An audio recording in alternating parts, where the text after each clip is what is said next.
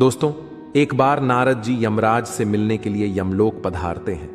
नारद जी को देखकर यमराज अत्यंत प्रसन्न हो जाते हैं और उनका बहुत अच्छी तरह से स्वागत सत्कार करते हैं और उन्हें पूछने लगते हैं, हे देवर्षि, आपके यमलोक आने से मैं धन्य हुआ हूं। कृपया आप मुझे बताइए, आज आपका यमलोक आने का क्या प्रयोजन है? अवश्य ही कोई महत्वपूर्ण कारण होगा अथवा कोई महत्वपूर्ण समाचार आप लेकर आए हैं, ऐसा प्रतीत हो रहा है। तब देवर्षि कहते हैं, हे धर्मराज, आप तो सब कुछ जानते हैं। पृथ्वी से लेकर स्वर्गलोक तक आप सभी प्राणियों के बारे में जानते हैं, आपसे कुछ भी छिपा नहीं है। धर्मराज कहते हैं, नारद जी, किंतु मैं आपके मन की बात को नहीं जान सकता। वह तो केवल भगवान विष्णु ही जान सकते हैं। आपका मन तो अत्यंत चंचल है। आपके मन में क्या रहस्य होता है, उसे जानने का दुस्साहस हमसे नहीं हो पाएगा। फिर भी कृपया आपके मन में जो भी बात है, आप बेझिझक कह सकते हैं। फिर देवर्षि नारद कहते हैं, हे धर्मराज, मैं आपके पास कोई समाचार लेकर तो नहीं आया हूं, किंतु मेरे मन में कुछ प्रश्न है जो मैं आपसे पूछने के लिए ही आया हूं। समस्त मानव जाति के कल्याण के उद्देश्य से ही मैं आपके पास आया हूं। कृपया आप मेरी इस शंका को दूर कीजिए। तब यमराज कहते हैं, हे देवर्षि, आपके मन में जो भी द्विधा हो, जो भी प्रश्न अथवा शंका हो, आप अवश्य पूछिए। मैं अपने सामर्थ्य के अनुसार आपके प्रश्नों का उत्तर देने का प्रयास अवश्य ही करूंगा। तब देवर्षि नारद कहते हैं, हे धर्मराज, मेरा प्रश्न अत्यंत सरल है। आप मृत्यु के देवता हैं, इसीलिए इस प्रश्न का उत्तर आपके अलावा भला दूसरा कौन दे पाएगा। हे धर्मराज, मेरा प्रश्न यह है कि जिस प्राणी की मृत्यु होती है, वह अपने साथ कौन कौन सी चीजें ले जाता है और मृत्यु के बाद उस प्राणी की कौन सी वस्तुओं का प्रयोग दूसरे मनुष्यों को नहीं करना चाहिए। इस पर यमराज कहते हैं, हे देवर्षि, आपने उचित ही प्रश्न किया है। मानव जाति के कल्याण के लिए आपने जो प्रश्न पूछे हैं, उसके उत्तर मैं आपको अवश्य बताऊंगा। किंतु इन प्रश्नों के उत्तर जानने के लिए मैं आपको एक अत्यंत ही पवित्र कथा सुनाता हूं। इस कथा को सुनने पर आपको सभी प्रश्नों के उत्तर मिल जाएंगे। इस कथा को आप ध्यान से अवश्य सुने। इस कथा को जो भी मनुष्य ध्यान से सुनता है, उसके मैं 32 अपराध क्षमा करता हूं। फिर देवर्षि कहते हैं, हे धर्मराज, ठीक है, मैं उस कथा को पूरे ध्यान से अवश्य सुनूंगा। आप मुझे वह पवित्र कथा सुनाइए। फिर यमराज देवर्षि नारद को वह महान कथा सुनाते हैं। एक समय की बात है, मध्य देश में देवशर्मा नाम का एक गरीब ब्राह्मण रहता था। वह अत्यंत गुणवान तथा शास्त्रों में पारंगत था। उसने वेद और शास्त्रों का बड़ी गहराई से अध्ययन किया हुआ था, किंतु वह अपने ज्ञान का कभी दुरुपयोग नहीं करता था। उसने कभी अपने ज्ञान का उपयोग धन कमाने के लिए नहीं किया। अत्यंत गरीब होकर भी वह भिक्षा मांगकर ही अपना गुजारा चलाता था। फिर एक दिन वह ब्राह्मण जंगल से गुजर रहा था और चलते चलते वह एक अत्यंत प्राचीन वृक्ष के पास पहुंच जाता है। वह देखता है कि उस वृक्ष पर 3 पिशाच खड़े हुए हैं। वे तीनों उस जंगल से गुजरने वाले मनुष्यों का भक्षण करते थे। कोई भी मनुष्य उस मार्ग से जाता है तो वे उसे पकड़कर खा लिया करते थे। पिशाच होने के कारण उनके अंदर धर्म का कोई अंश नहीं था। वे अत्यंत पापी और दुराचारी थे। वे किसी पर भी कभी दया नहीं करते थे। जब वह ब्राह्मण उस वृक्ष के पास आता है तो वे पिशाच एक दूसरे से कहने लगते हैं, देखो भाई, हमारे लिए आज ताजा ताजा भोजन आ रहा है। सबसे पहले मैं ही इस ब्राह्मण को खाऊंगा। इसका मांस तो कितना स्वादिष्ट होगा। यह ब्राह्मण केवल सात्विक भोजन ग्रहण करता होगा, इसीलिए इसके शरीर में किसी भी प्रकार के रोग नहीं होंगे, कोई कीड़े और कृमि भी नहीं होंगे। इसका मांस खाने में बड़ा आनंद आएगा। जब वह ब्राह्मण उन पिशाचों को देखता है तो वह बिल्कुल भी भयभीत नहीं होता है। वह ब्राह्मण भगवान विष्णु का परम भक्त होता है और वह हर समय श्री हरि का नाम जपता रहता था, इसीलिए उसे किसी से भी कोई भय नहीं लगता था। उन पिशाचों को देखकर भी ब्राह्मण भयभीत नहीं हुआ और उन पिशाचों की ओर देखते हुए उन्हें प्रणाम करने लगता है और कहता है, हे पिशाचों, तुम्हें नमस्कार है। उस ब्राह्मण का ऐसा विचित्र व्यवहार देखकर पिशाच हैरान हो जाते हैं और उस ब्राह्मण से कहने लगते हैं, हे महात्मा, आप कौन हैं और इस वन में अकेले क्यों भटक रहे हैं? हम पिशाचों को देखकर भी आपको जरा सा भी भय नहीं लगा। बड़े बड़े शूरवीर योद्धा भी हम पिशाचों को देखकर थर थर कांपने लगते हैं, हमें देखकर डर कर भागने लगते हैं, किंतु तुम्हारे मन में किसी भी प्रकार का भय दिखाई नहीं पड़ रहा है। आपके सानिध्य में आने पर हमारी भूख भी समाप्त हो चुकी है। हम तो आपको भोजन समझकर प्रसन्न हो रहे थे और आपको खाने वाले थे। फिर वह ब्राह्मण कहता है, हे पिशाच, मुझे आपसे बिल्कुल भी भय नहीं लग रहा है, क्योंकि मैं जानता हूं कि भगवान हमेशा मेरे साथ है और उनकी इच्छा के बिना तो पेड़ का पत्ता तक नहीं हिलता। यदि मेरी मृत्यु आप पिशाचों के द्वारा ही होनी है तो मुझे यह भी स्वीकार है। प्रभु ने मेरे भाग्य में जो भी लिख दिया है मुझे वह मंजूर है।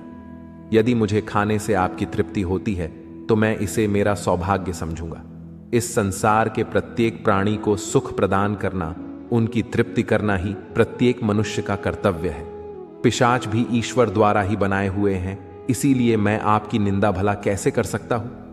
ब्राह्मण के ऐसे वचन सुनकर वे सभी पिशाच आश्चर्यचकित हो जाते हैं और उस ब्राह्मण से कहने लगते हैं, हे ब्राह्मण देवता, आपके वचन अत्यंत सुंदर है, जिसे सुनकर ही हमारी तृप्ति हुई है। हम आपका भक्षण नहीं करेंगे। कृपया आप हमें बताइए कि आप कौन हैं और किस कारण से आप इस वन में भटक रहे हैं।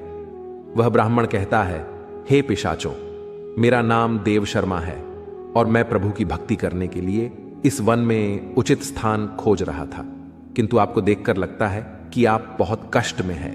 मुझे बताइए कि किस कारण से आपको पिशाच बनना पड़ा। यदि मैं आपकी कोई सहायता कर सकता हूं तो आप अवश्य कहें।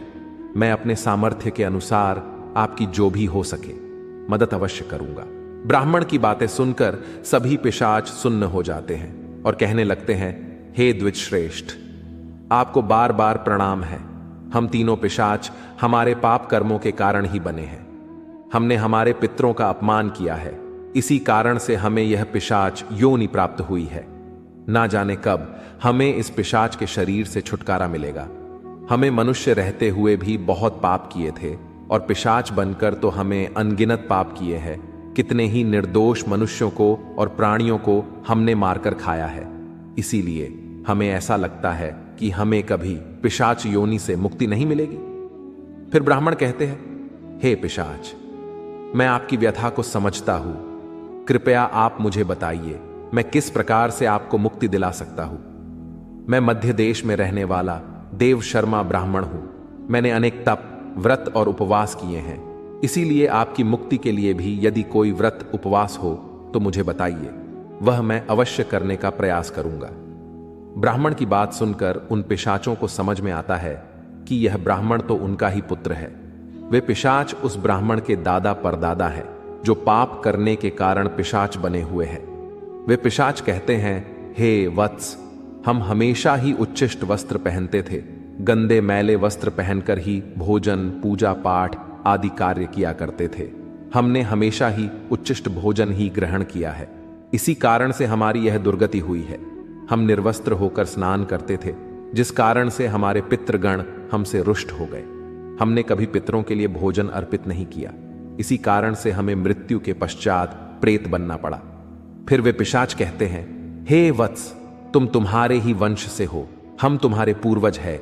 यह ईश्वर की ही कृपा है कि उन्होंने तुम्हें हमारे पास भेजा है। अब हमें यकीन हो गया है कि तुम हमें मुक्ति अवश्य दिलाओगे। हे वत्स, तुम अभी जाओ और हमारी मुक्ति के लिए उपाय करो। अपने पूर्वजों की ऐसी दशा देखकर वह ब्राह्मण अत्यंत दुखी हो जाता है और सोचने लगता है कि प्रत्येक मनुष्य का यह निहित कर्म है कि वह अपने पूर्वजों को मुक्ति दिलाने के लिए कार्य करे। वह ब्राह्मण उन पिशाचों को वचन देता है और कहता है, हे प्रेतों, मैं आपकी मुक्ति के लिए अवश्य उपाय करूंगा। फिर वह ब्राह्मण मुनि अगस्त्य के पास जाता है और उन्हें पितरों की मुक्ति के लिए उपाय पूछता है। मुनि अगस्त्य उस ब्राह्मण को पितरों की मुक्ति के लिए किए जाने वाले तर्पण, श्राद्ध, पिंडदान, दान धर्म आदि क्रियाओं के बारे में बताते हैं और फिर वह ब्राह्मण पवित्र नदी के तट पर जाकर अपने पूर्वजों के लिए वे सभी कार्य करता है जो मुनि अगस्त्य ने बताए हुए होते हैं। वह पहले नदी के पवित्र जल से तर्पण करता है, फिर नदी के तट पर बैठकर पिंड दान करता है और उससे जो कुछ भी हो सके उसी के अनुसार दान धर्म करता है। इस प्रकार से उस ब्राह्मण के द्वारा तर्पण तथा दान धर्म करने से वे सभी पिशाच मुक्त हो जाते हैं और स्वर्ग की ओर जाने लगते हैं। फिर धर्मराज देवर्षि नारद से कहते हैं, हे देवर्षि, इसीलिए मनुष्य को कभी उच्छिष्ट वस्त्र नहीं पहनने चाहिए, अर्थात गंदे और मैले कपड़े नहीं पहनने चाहिए। कभी उच्छिष्ट भोजन ग्रहण नहीं करना चाहिए। दूसरों का झूठा, जमीन पर पड़ा हुआ, दूसरों के द्वारा लांघा गया तथा पितरों को अर्पण किए बिना किया गया भोजन उच्छिष्ट भोजन होता है। देवर्षि, अब मैं आपको उन वस्तुओं के बारे में बताता हूं जो किसी भी मनुष्य को मृत व्यक्ति की नहीं पहननी चाहिए। हे देवर्षि, मनुष्य इस संसार में जन्म लेकर कई भौतिक सुखों के मोह में पड़ जाता है। मृत्यु के बाद भी उसका उन वस्तुओं के प्रति मोह नहीं छूटता है। जब तक मनुष्य सांसारिक वस्तुओं का मोह त्याग करके संपूर्ण रूप से ईश्वर को अपना नहीं लेता, तब तक वह अलग अलग योनियों में जन्म लेकर पृथ्वी लोक पर ही भटकता रहता है। कभी कभी यह मोह इतना अधिक होता है कि वह मृत्यु के बाद भी इसी पृथ्वी लोक पर भ्रमण करता है, अर्थात वह प्रेत योनि धारण करता है। यदि किसी मनुष्य की अकाल मृत्यु हो जाती है तो वह भी प्रेत योनि में चला जाता है और प्रेत बनकर वह अपने ही परिवार के लोगों को दुख देने लगता है।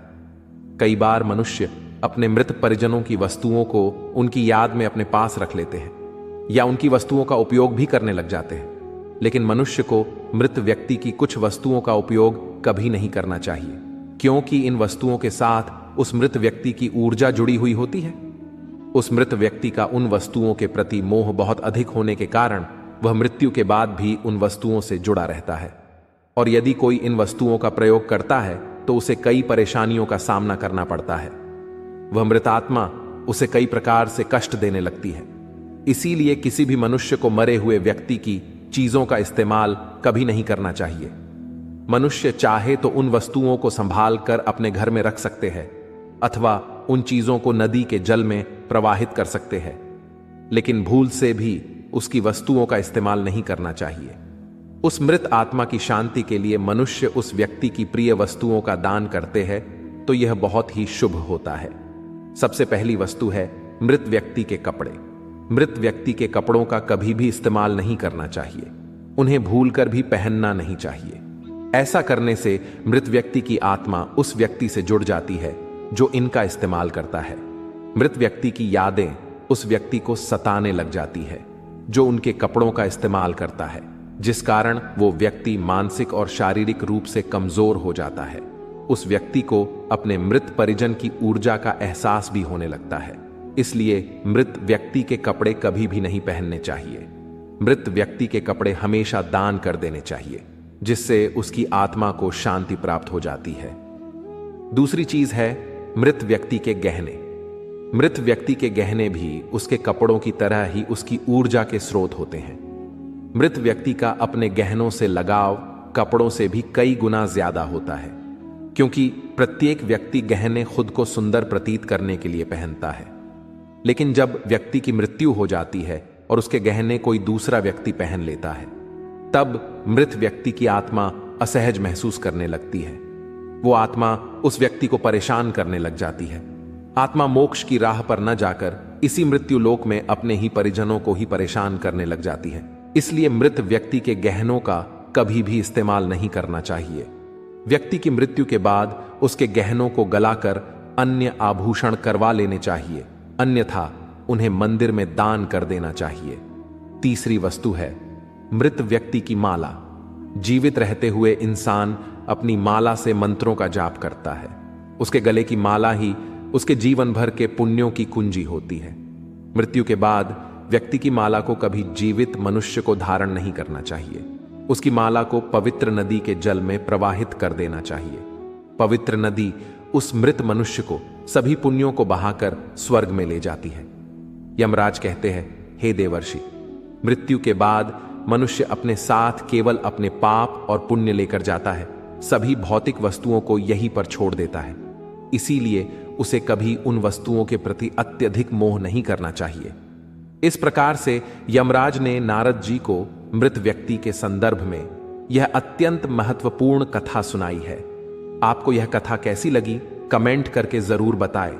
जानकारी अच्छी लगी तो वीडियो को लाइक जरूर करें और कमेंट में जय श्री कृष्ण अवश्य लिखें। साथ ही चैनल को सब्सक्राइब करें। आप सभी का धन्यवाद।